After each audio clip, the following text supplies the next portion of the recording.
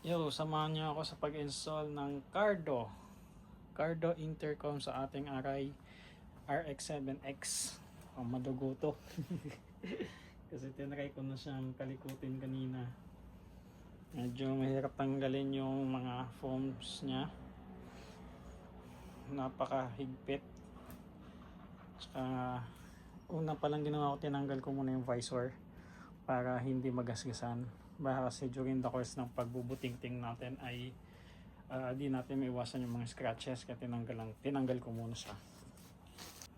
So una ko tinanggal yung pads kanina, diniscover ko na siyang patatanggalin. So ayan, ang ganda ng layers ng mga foams niya ito. And sa pagtingin-tingin ko kanina sa YouTube, dito pala ilalagay yung speakers. So yan, ang galing, nakatago. So may another layer of protection ka pa, hindi basta-basta matatanggal yung speakers. Bukod sa may additional foam, naka-cover din. The best talagang Japan. So yun, tanggalin natin itong both, kasi left and right lalagyan natin ng speakers.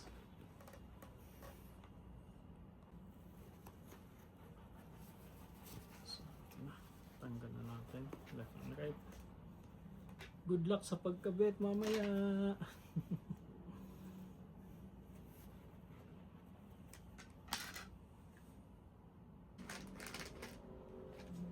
So ito muna, salpak muna natin ang mga speakers.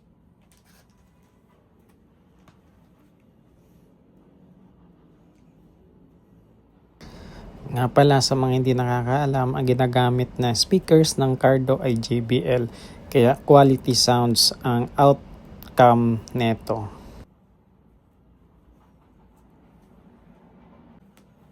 Hindi na ako nag-unboxing since may mga unboxing naman ito. Marami namang makikita unboxings sa YouTube, ibang social media platforms.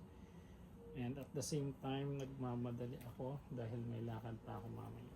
So, yun. I'll try my best na makover kung paano ko in-install yung Cardo systems natin. So, yan. Ilagay ko na yung sa left. Cover na natin.